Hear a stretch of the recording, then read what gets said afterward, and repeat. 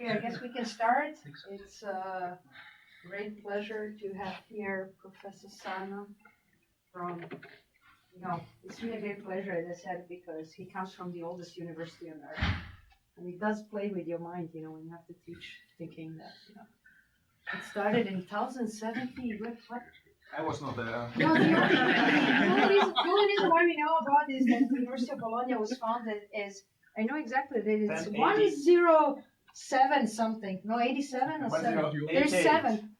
Anyway, there's a very famous bar across the street from his house that has the name of the foundation of the university. That's why we know, when otherwise, from history point of view, we wouldn't remember. Was physics the first department? Was physics the very first department, right? Yeah, whatever the guy. Whatever the department counted angels on the whatever field, they right? call that before Inquisition. Yeah. It's the same business, the universal truth. Yeah. So jokes aside, okay.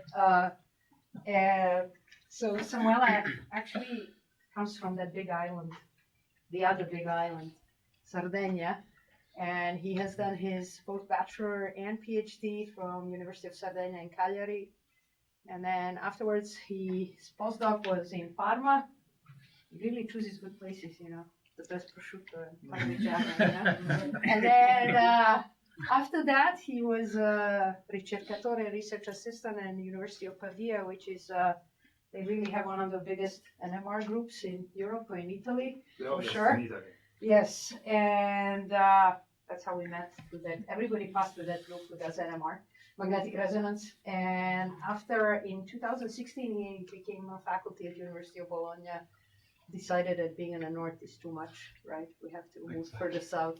Yeah, so slightly. So he's been working a lot on all the phenomena in mostly superconductivity. I heard that's how he fell in love with physics, because of superconductivity and magnetism, and he's been ever since, and teaches a lot of how we use spins for quantum information as well. And today he will tell us how to use resonance local probes to actually, make sense out of this, as we heard earlier, nonsense pictures. So without further ado, thank you, and let's hear a talk. Thank you very much. I'm very, very, very happy to be here today. And I'm just going to give you the flavor of how we can use muons and nuclei to probe novel quantum phenomena in matter.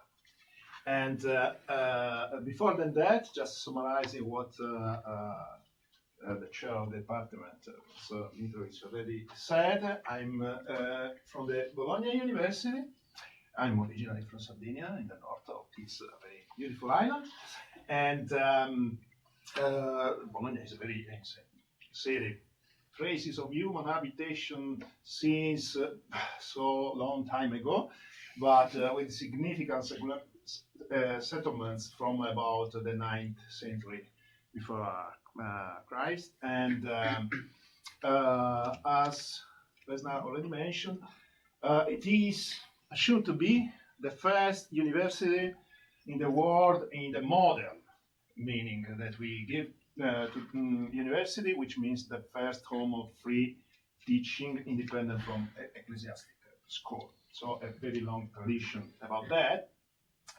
We at the university we have 31 departments, more than 95,000 students, and almost between 900 and 1,000 students in physics, bachelor, master, and PhD students. And I'm pretty sure that all of you already know the most famous food from Bologna. And here I would like also to mention the fact that between Brown University and Bologna University there is a very long cooperation. Mainly started about 41 years ago because of the Italianistic department here at Brown, but in the last at least 7 years, 6-7 years since I came, but even with somebody else before than me, we have started also a stronger interaction also on the scientific point of view. And many of the things that I'm going to mention today will be also related to the collaboration that my department and the physics department and Brown has started 7 years ago. We also have an official office of Brown University in Bologna. So this is because we have many exchange students. Also, some students came from my lab here, some other from this lab to Bologna, etc. And this is the very schematic layout of my talk. First of all, I would like to try to explain how muons and nuclei can be useful to study quantum materials, and then I will try to give two examples. The first one is how we can use these particles, elementary particles, to study anomalous quantum phenomena in two-dimensional Kagome superconducting materials, which is a very new and hot topic. And if we have time, also how we can use these to study multipolar orbiting and bipolarons in osmate double perovskites. Okay, so starting first of all to the very general picture, we are considering how to study what we nowadays call quantum materials. Quantum materials are materials which are governed actually by the interaction on many degrees of freedom and many actors playing in the material, like the spin, the charge, the orbitals, the lattice itself, the topology of the Fermi surface, and of the distribution of the arrangement of atoms, and to give novel, emergent quantum properties which are not directly related to the specific characteristic of each of the components, but they emerge as because of the interplay of all these components together to give, nowadays we like so much this word, exotic phenomena. It just means we don't know what you're talking about. Exactly. This is something which means that something that we still don't know. And today I will mention some of these phenomena related to charge ordering, superconductivity, driven topology phenomena, and in case also Dirac-Mott relativistic Mott insulators. And so, typically, the emergent phases of quantum materials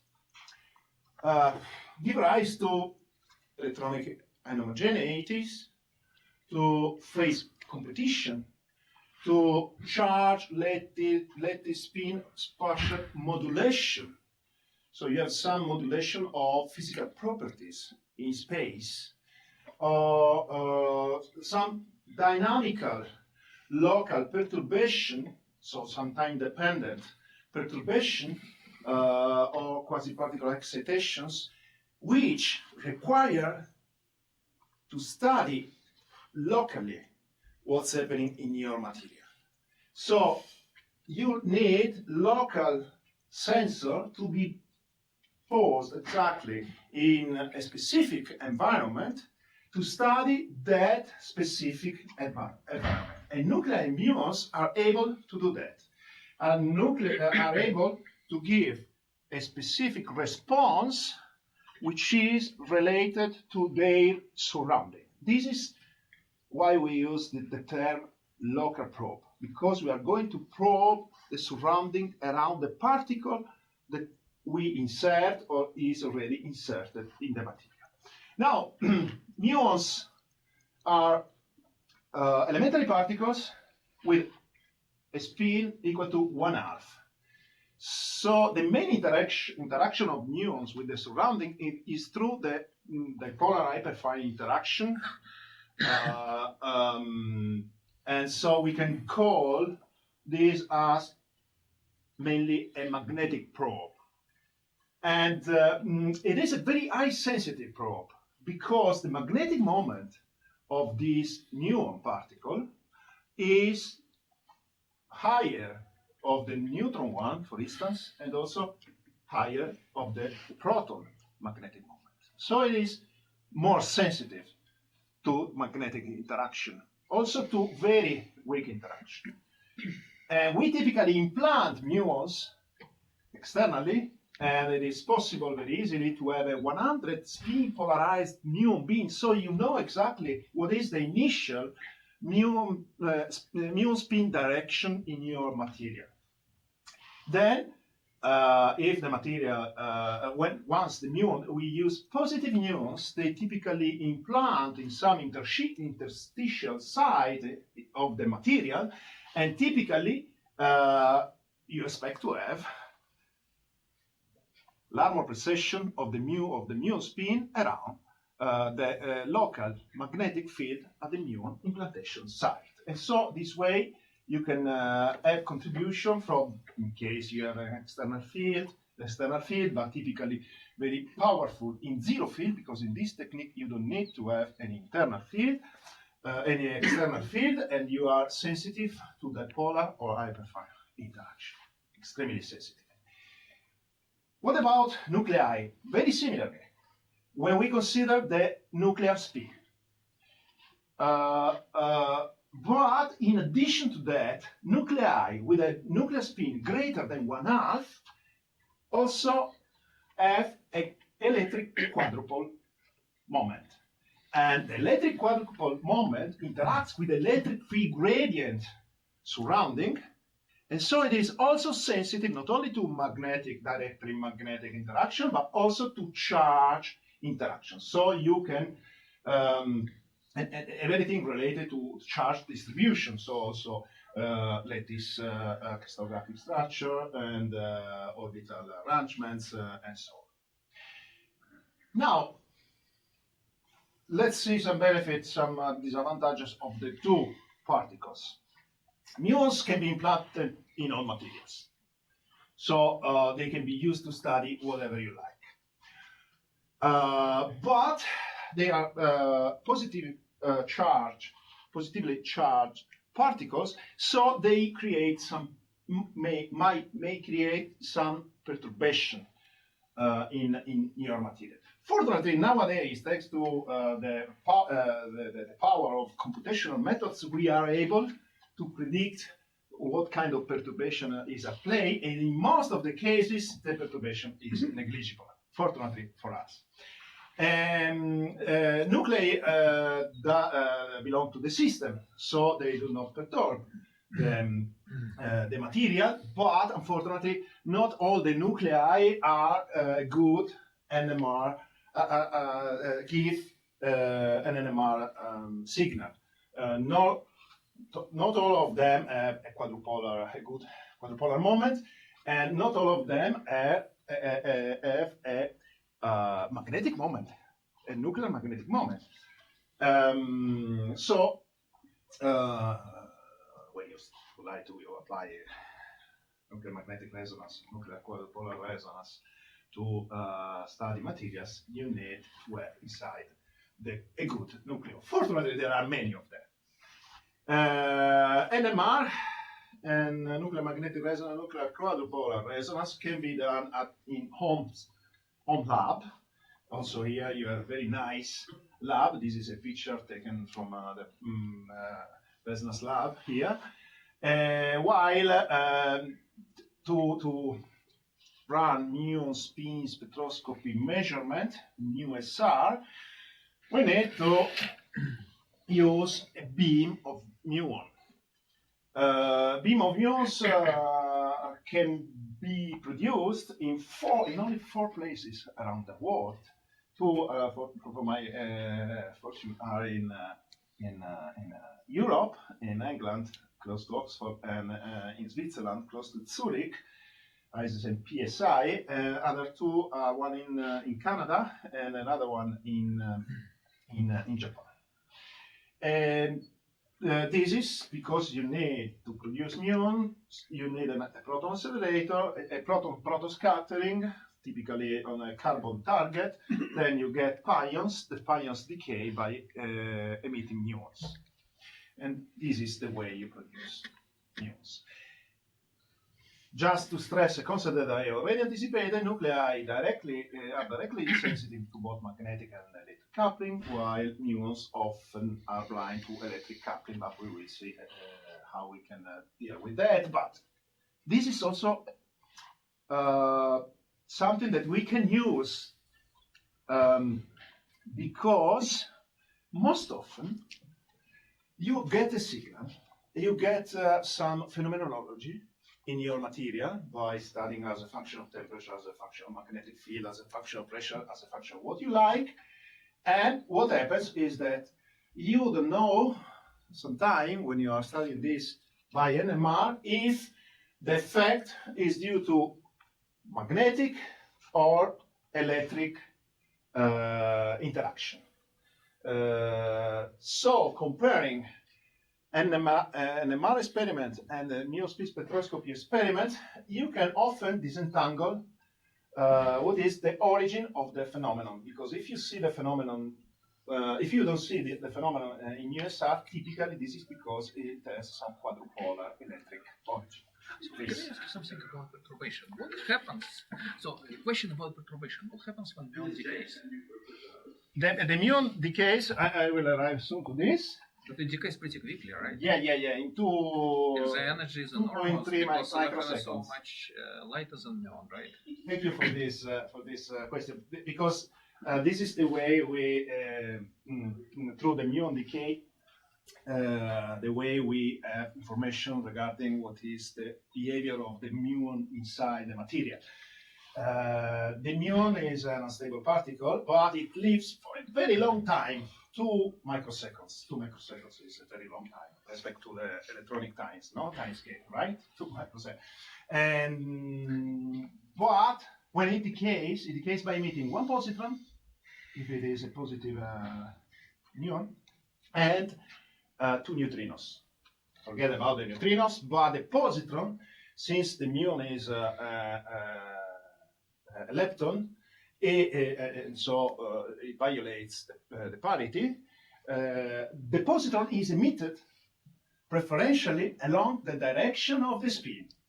So if you collect a lot of decays of muons implanted in matter, you get you collect all the positrons, and you know what is the time evolution of the muon spin inside the material.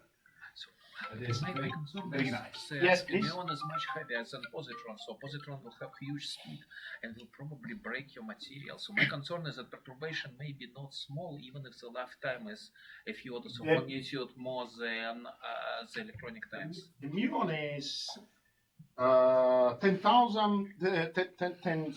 times smaller than the nucleus, than the proton, and 200 times higher than, bigger than the electron. So electron basically moves at the speed of light, or like your positron.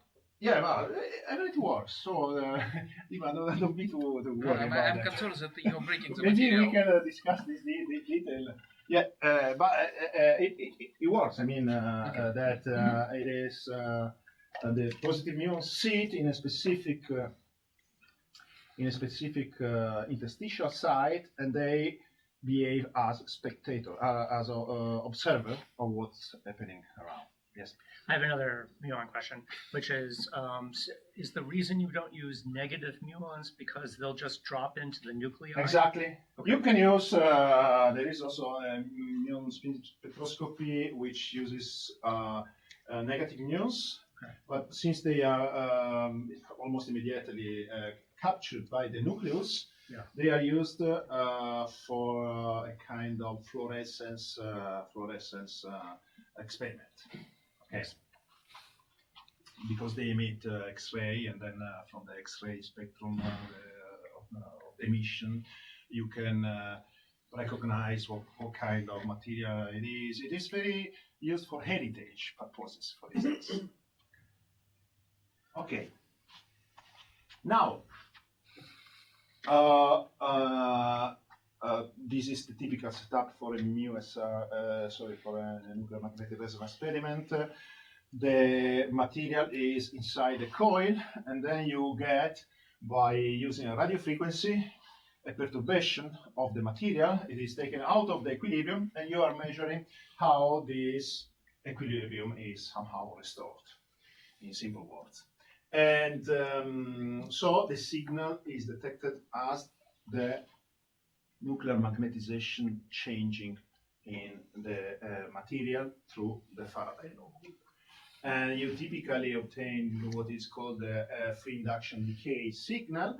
And if you do the Fourier transformation of that, then you have the NMR spectrum, typical NMR spectrum, at a frequency which is the Larmor frequency of the precession that you have. From the quantum point of view, you simply have to consider that you have the Zeeman splitting when you apply an external magnetic field, or when you have some hyperfine interaction, also due to some magnetic order in spontaneous magnetic order in your material, and then you get the NMR spectrum, or in case you consider also, in addition, the quadrupolar contribution, you can get an additional contribution to the Hamiltonian. So in this case, the frequencies with the transitions are not anymore equal, and so you can distinguish each of these transitions. So this is very important because this is very sensitive to the electric field gradient around the nucleus. So this signal is dependent on the electric field gradient around each nucleus. So of the charge, dependent on the charge distribution. And this is, sometimes you can resolve this line, sometimes not, but it depends how large is this contribution. You can also, and this is very nice, you can also run pure nuclear quadrupolar resonance, which means that you don't need to add any external magnetic field, but the level splitting is simply due to the quadrupolar term of the Hamiltonian, and you get some level splitting, which gives you what we call an NQR signal, so a peak, exactly like this, by only due to the nuclear quadrupolar interaction. Regarding the muons, just to arrive also to, they lives for a couple of microseconds. So typically the time window is, of the measurement is 10 microseconds, 10, 20. You implant the muon in your sample, and then you have two detectors. The muon emits a positron, and these are standard scintillators to detect the positron, where the positron is emitted. And this is the typical signal. We measure actually the muon asymmetry decay. For instance, if there is a magnetic field inside the sample, you have coherent precession of the muons around the local internal field, then they give rise to these nice oscillations.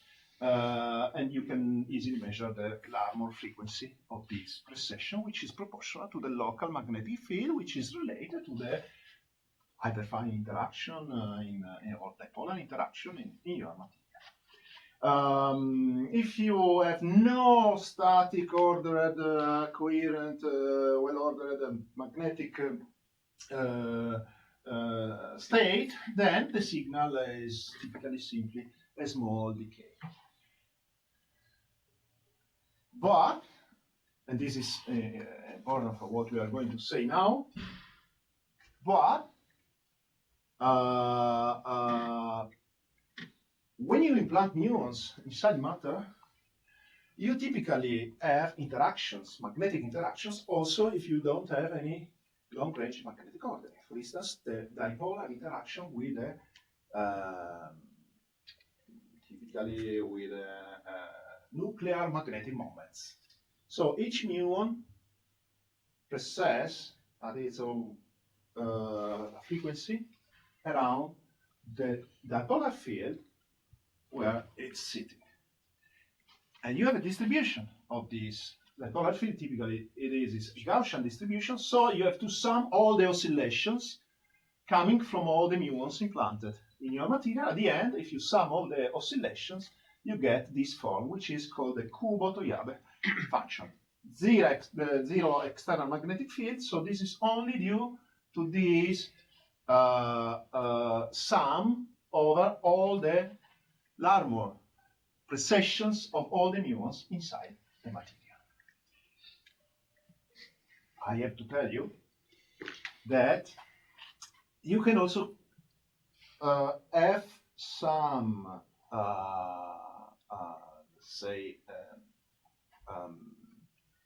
contribution from the quadrupolar term also in the muon spin spectroscopy, because anyway the quadrupolar term affect the nuclear spin state. And since the muons are interacting with this nuclear spin state, at the end there is an indirect interaction also with the quadrupolar component.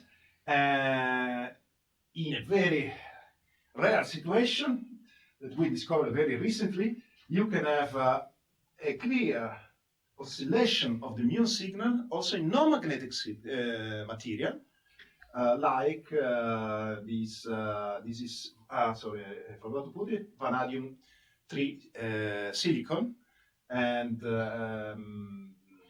this is due to an entanglement between the muon and the nuclear spin.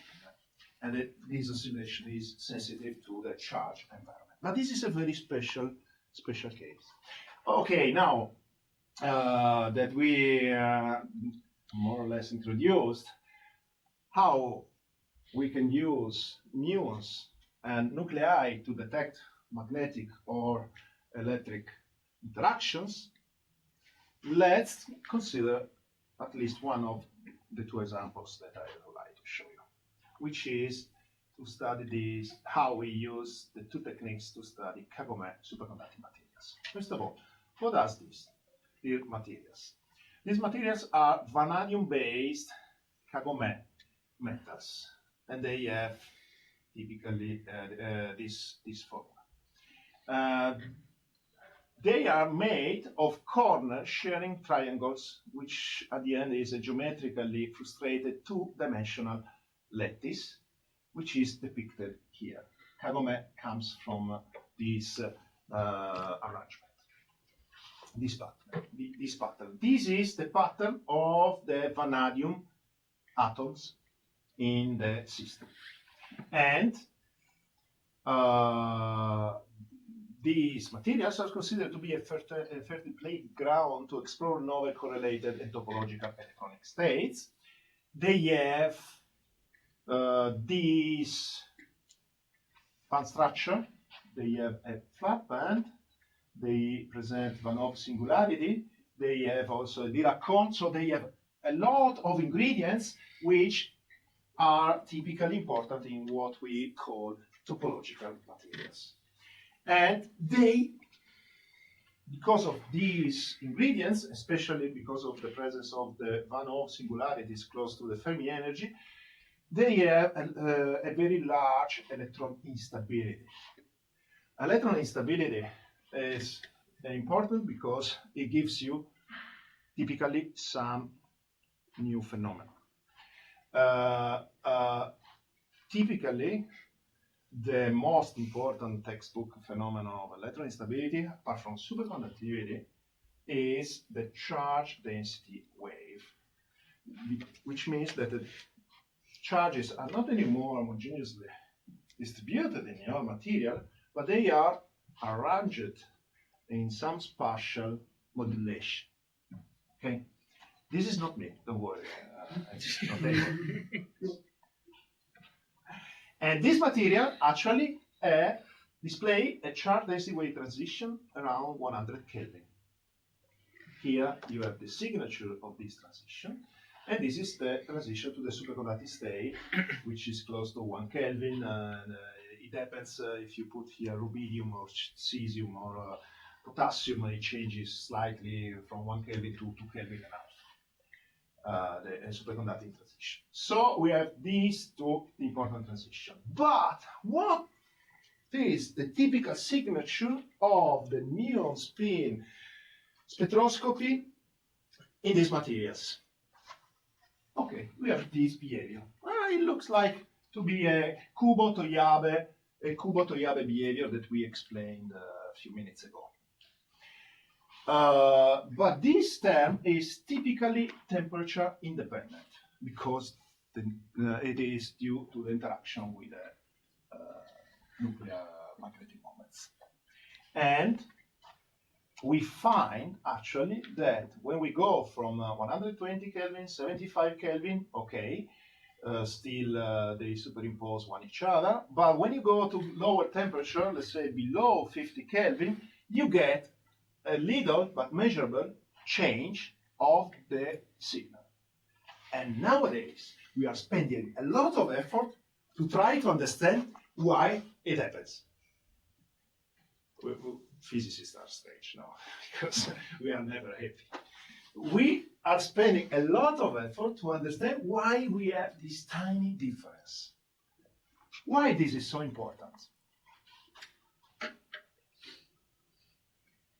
We know where the muon sits. We can also do an ab initio revision, kind of a very nice calculation of the muon spin response expected in this material once we know what is the structure, what are the elements inside, and so on. But there is this tiny, but for us very large deviation from the predicted behavior. Okay, how large? How sizable? It's measurable. It's small but measurable. You can see as a function of temperature, the decay rate have a deviation, a sizable deviation, a measurable deviation from what happens at high temperature. We have two characteristic temperature, one around 100 Kelvin, another one around 50 Kelvin. And this is reproducible. This is for this sample. We measured also this other sample, which is the same family with some doping. We have again a kind of deviation here, where we expect to have the charge density wave transition, but another anomalous change at lower temperature. Okay, this is related to the charge density wave transition, which is already something not very well understood. But anyway, the most anomalous behavior is below 50 Kelvin. What's happening here? There is also something which is still more interesting. It is depicted here in this plot. This is the decay rate, the difference between the decay rate respect to the room temperature behavior as a function of the muon penetration depth. Because we are so good that we can implant muons at different penetration depth. And you can see going from 10 nanometers to 90 nanometers, this phenomenon changes. And it is even more important when you are very close to the surface. If anybody of you is familiar with topological properties of materials, you should know that typically something different happens on the surface of the material. We still don't know what's happening, what is the real origin of this phenomenon, but it seems to be enhanced when you are close to the surface, probably because of the still not well understood topological properties of this material. Okay, so there is this surface interaction, so reconstruction, which play a significant role, which is still a mystery. We have now this paper under consideration for publication, and this is the first time we see this kind of signal. But what are the possible physical origin of this phenomenon?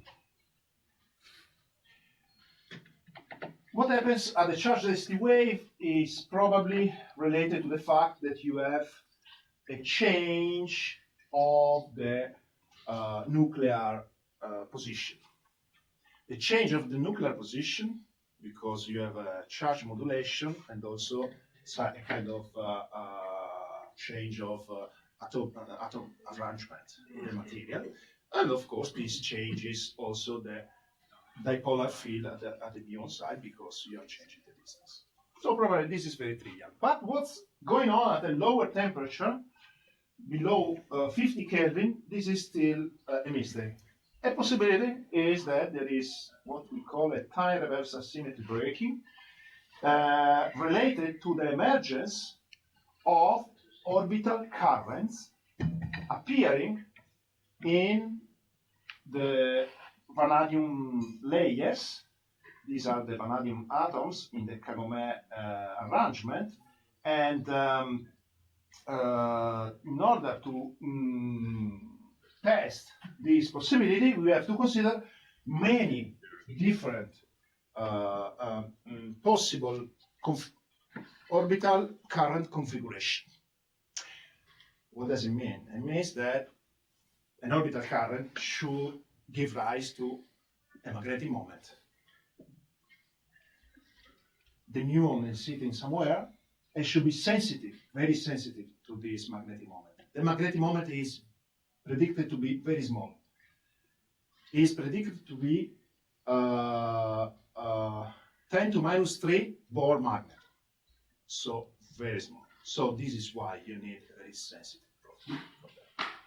Like muons. These are some of the predicted arrangements where the arrows represents the magnetic moment due to the orbital currents.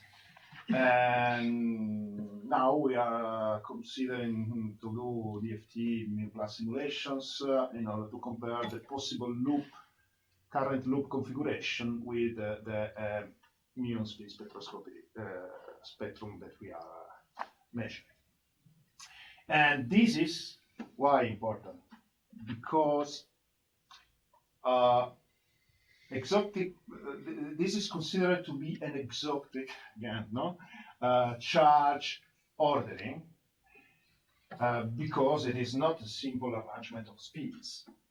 And this is the meaning why we use, the reason why we use to say, or everybody, not me, used to call this exotic order, that provides a rare example of a many-body interaction-driven topology because it is predicted to be a result of the specific Fermi topology of this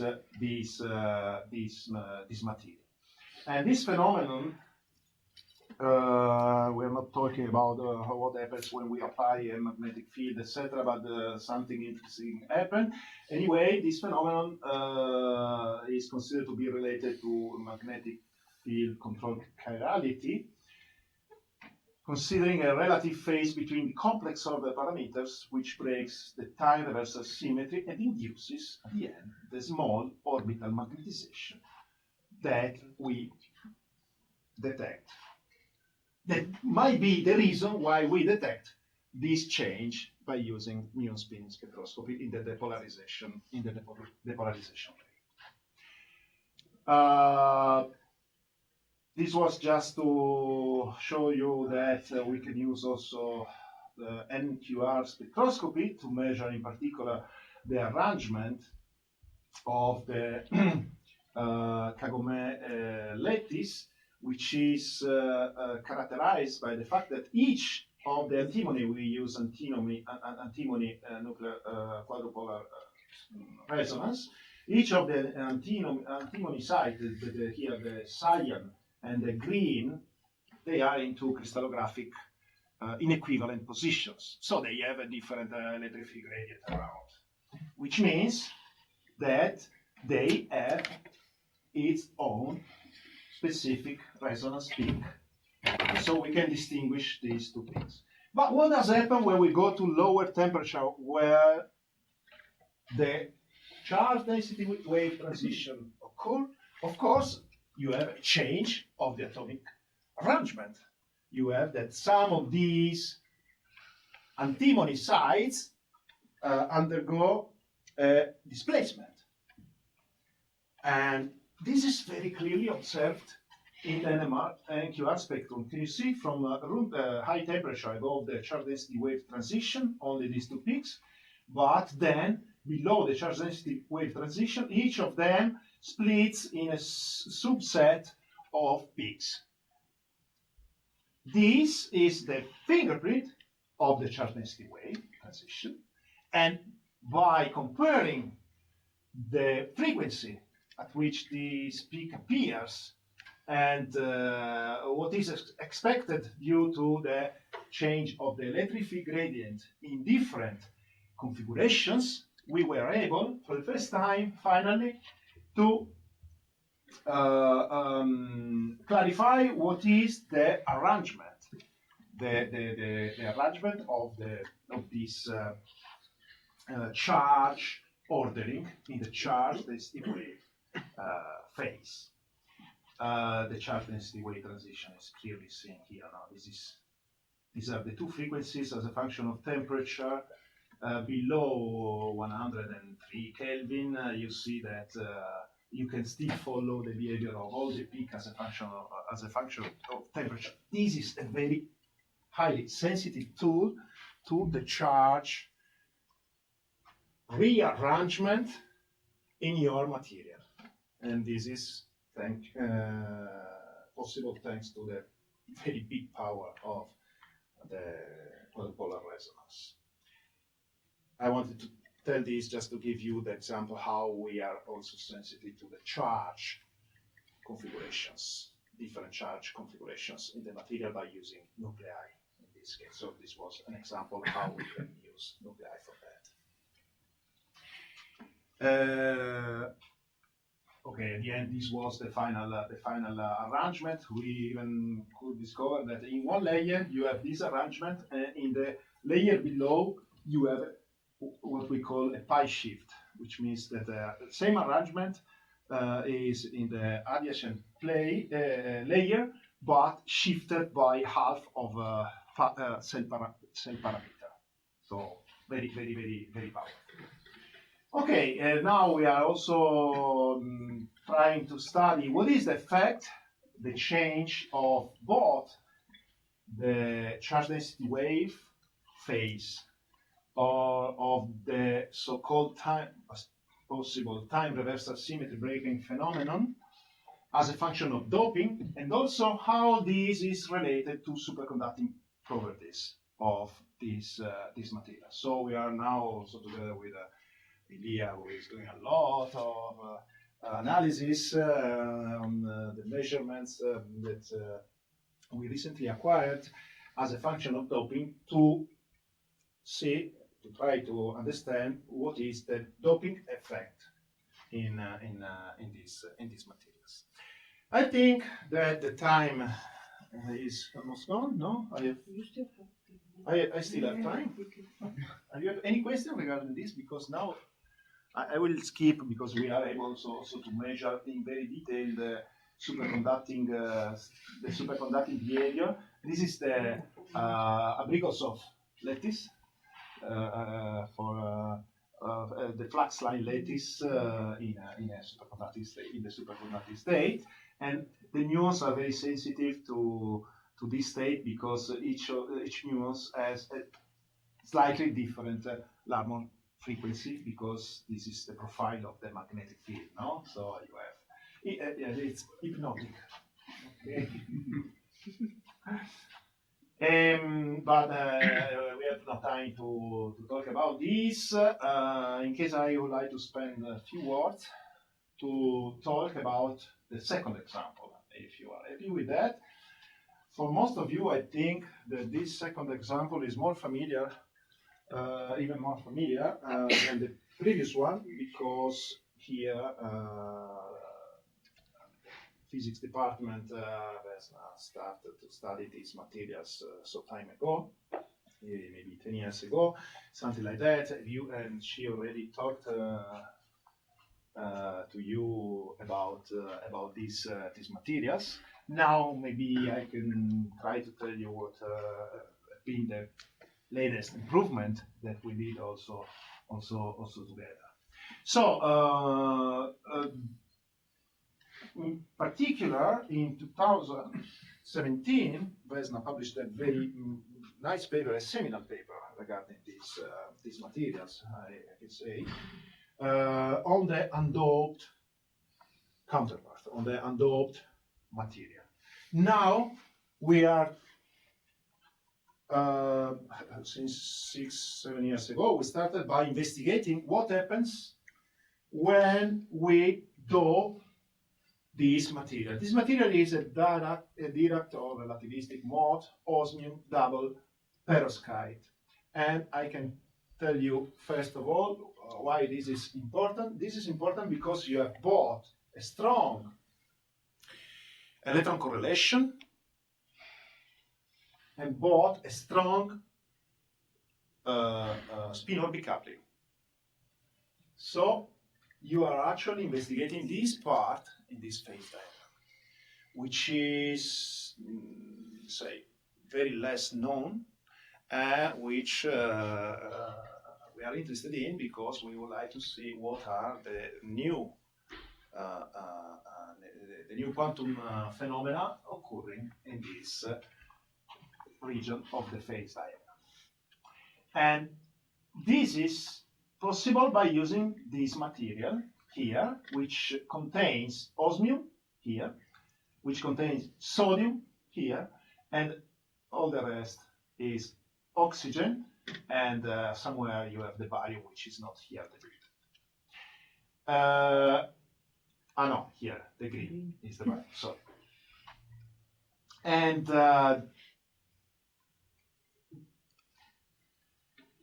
both spin-orbit coupling and electron correlation are very strong respect to many other materials.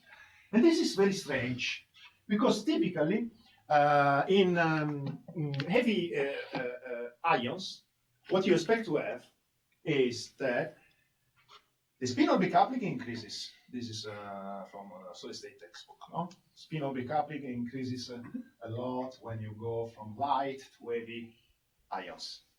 But typically, electron correlation decreases a lot.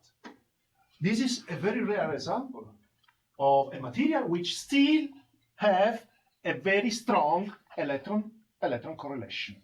So this is why we are so interested to study this material, because in this material we have the suppression of the electron hopping and the increase of the correlation strength because of the fact that we have, chemically speaking, let's say this is very naive interpretation, but let's keep it, a large magnetic ion separation.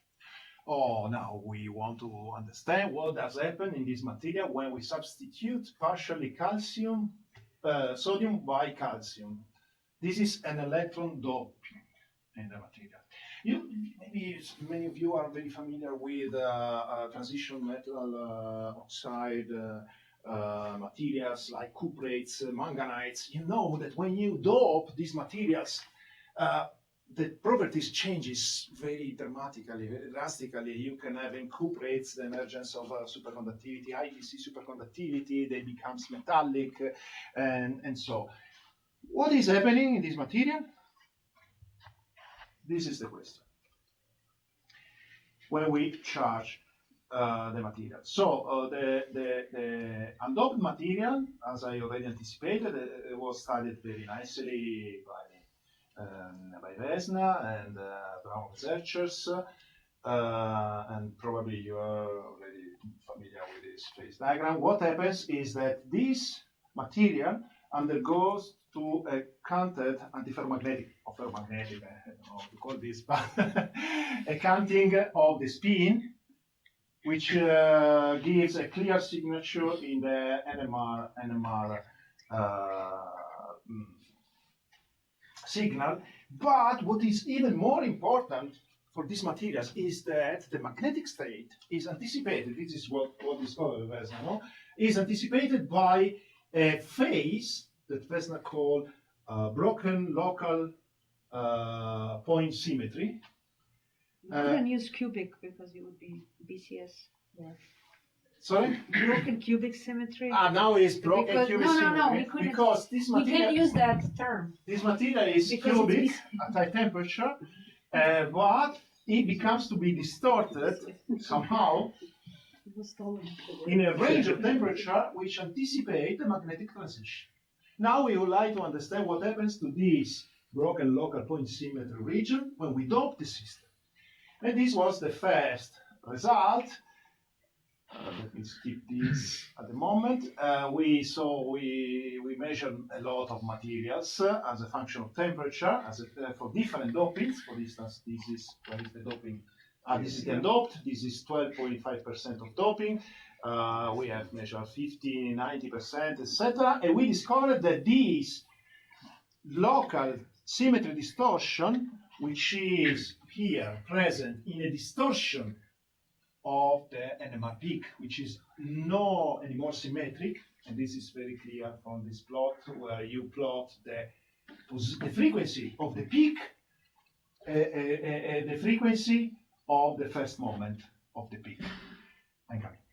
First moment, you have that they split at very high temperature, even 90 Kelvin. So the phenomenon is there, and it occurs also at much higher temperature than in the doped compound.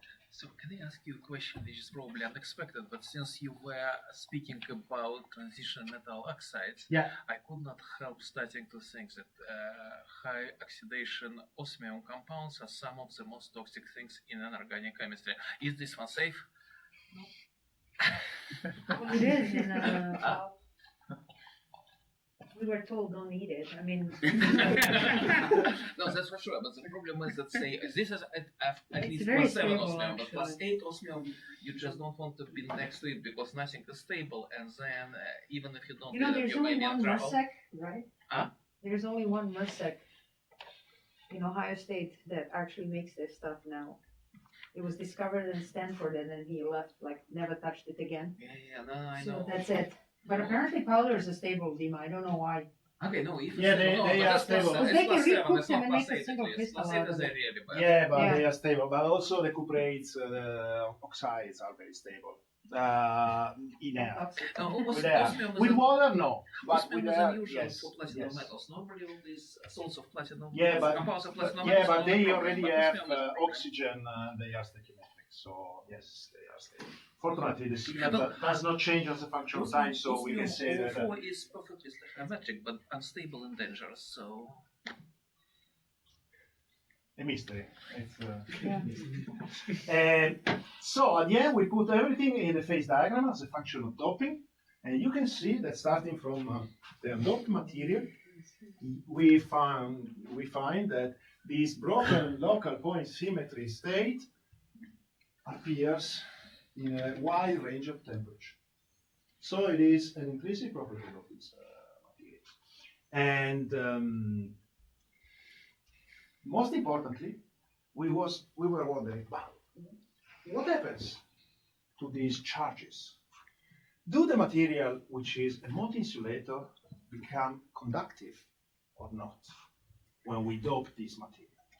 And we discovered that the material is not conductive, but the charges stay trapped. I have to tell that the broken local point symmetry observed, so the local distortion of the cubic structure actually is most probably surviving also up to room temperature, but most probably at least is a dynamical effect.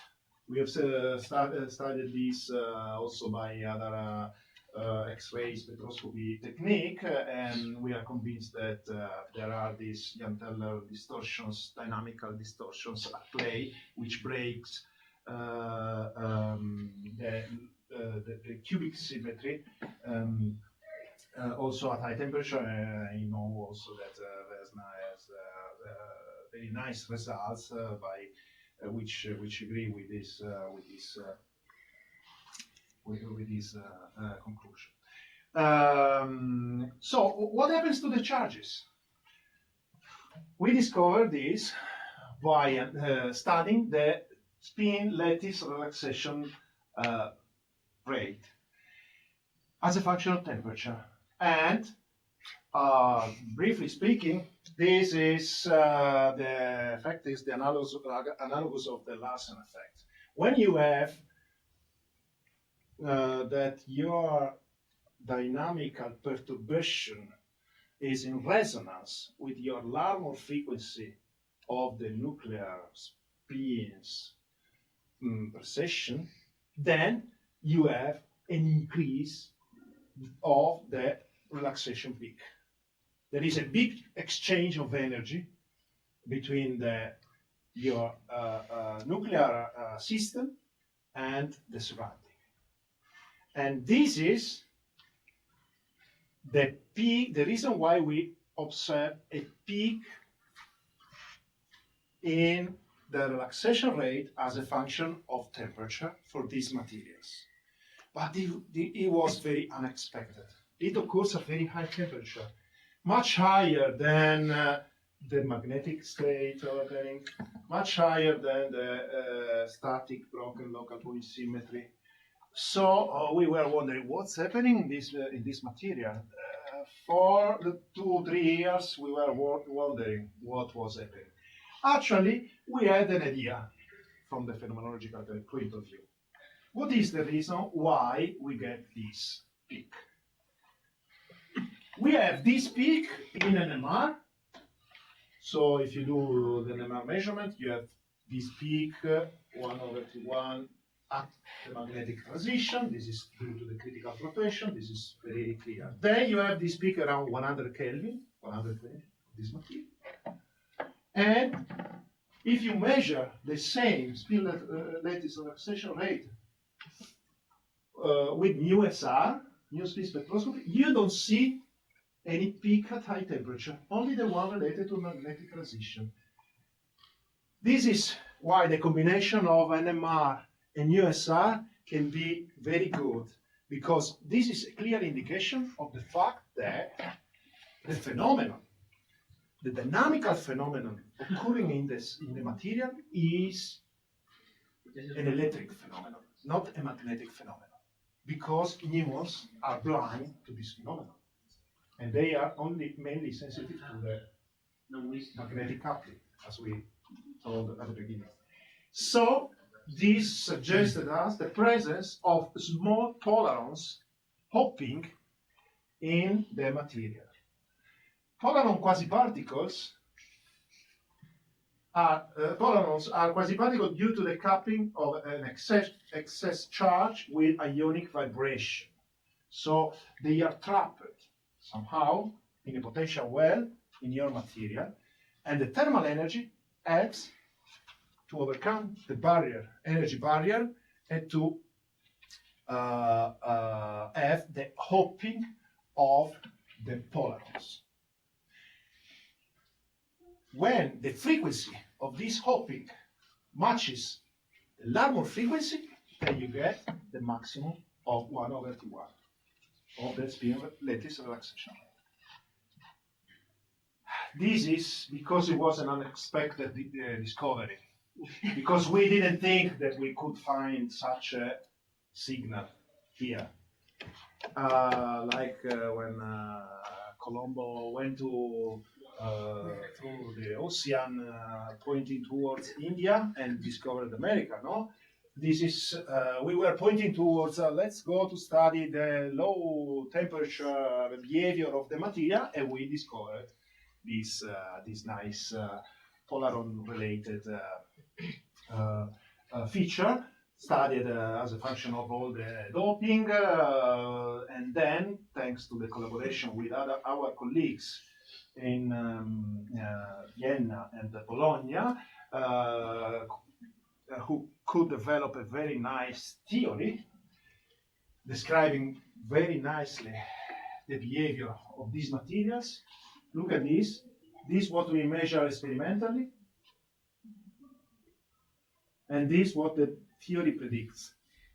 To find this very nice agreement between theory and experiments in such a complex material is very rare.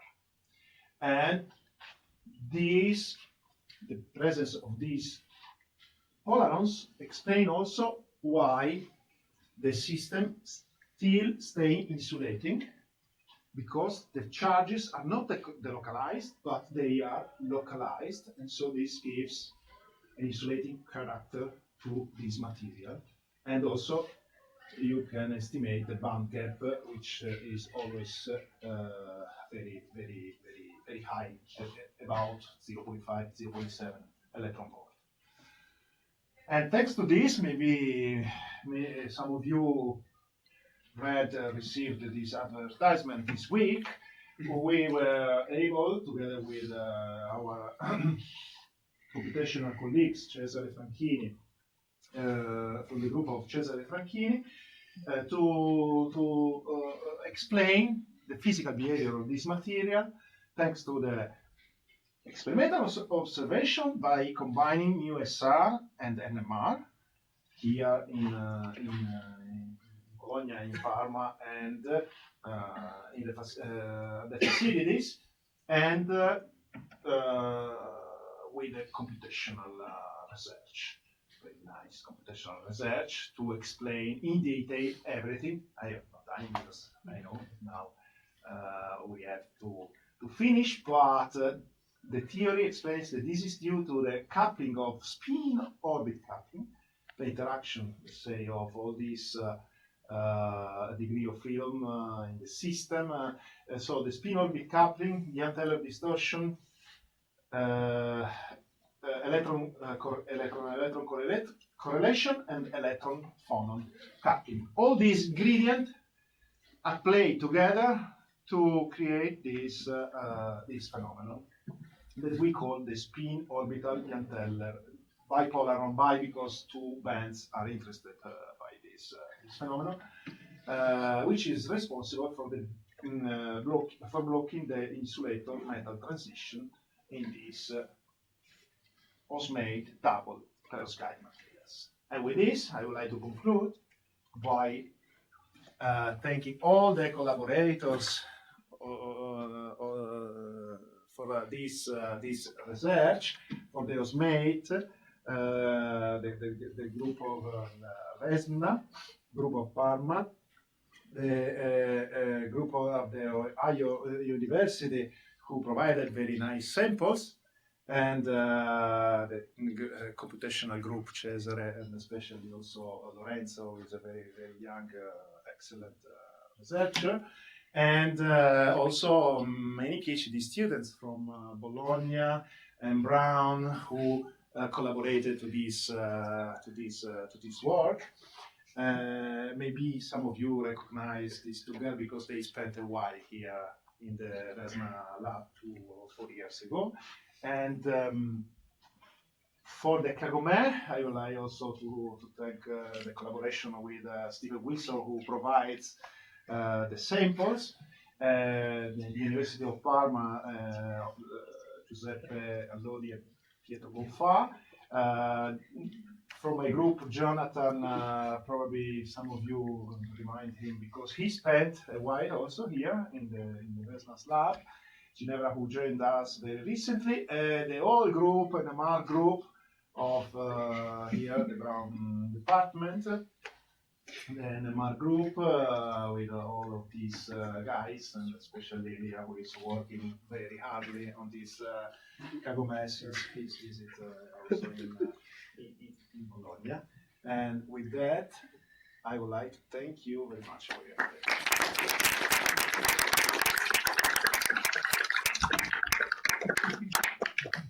Okay, questions? We don't have to carry a microphone around. Good. Yes. So I'm interested in the orbital currents, something that I did some early work on. But Chandra Varma had an idea about this in cuprates, and there were USR signals that kind of came and went, is my impression. And there never seemed to be a really solid example of such a Exactly. phase. Well, you're touching a very interesting point because in all the papers, considering these orbital currents in Kagome, etc., the work of Varma and Chandra is highly mentioned because one of the former idea of the presence of these orbital currents also to explain anomalous or unconventional superconductivity was introduced about 20 years ago, but at the end nobody was fully convinced about that. But now this idea is coming back, and also we are trying we are trying to understand how or if the presence of these loop currents, possible presence of these loop currents, might be related to the superconductivity occurring in this material. So it is very similar. So I see that muons, there is a way of, if you see the moment, that there are all these arguments from theories how this can arise from something completely trivial. So Right. it seems that these orbital currents, in spite of what they claim, you actually could not probe a muon. Right. Because it would, I mean, I know its lifetime is long in a material, but where it dies, what's the probability that the current actually, gave you a moment that's the center of the loop of the current? Yeah. And that's, so one's going to be here or there, so everything should cancel at the end of the day. So, and I mean, they see moments as evidence of, that they claim that no one has seen these deformation except us in NMR. And they claim was in neutron. They did see somewhere in muons, and claim was that, again, it's because of the time reversal symmetry breaking and of currents from multipolar, blah, blah, blah. But it's, it's something completely trivial, actually, from trapping of some, so. You're going to be around for a while, right? Yeah, So we should be in chat. We are very interesting to talk about how to probe For time sure. reversal symmetry breaking. So, Yeah, For also real. to understand because it is a very yeah. tough argument. Ima, next one. No question. Oh, no. I was wondering what happens to the interaction strength and the SOC as you dope the system, because What I think happens to that? the spin orbit coupling strength and the interaction, because I think the values were for undoped, right? Yeah, those values were for random. I don't remember, but we have all the calculations from Facchini. I think in this paper also. It kind of increases, actually, what I remember, but I don't remember. So here is the Yanteller energy. I forgot to put a plot with.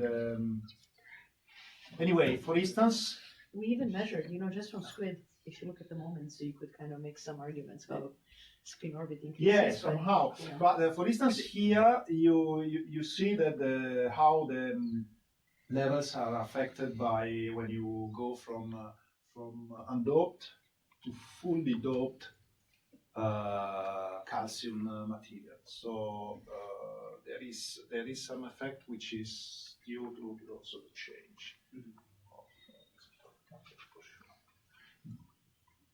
But it is not dramatically changing.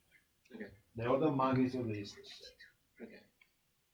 And we are in the strongly correlated regime as well. Exactly. Strongly correlated because the system still is insulating. Yeah. You see that energy, the Fermi level is still above the band. Yeah. Okay. Thank you.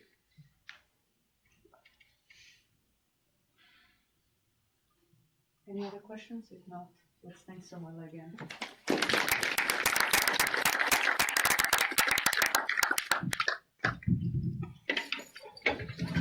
Yeah.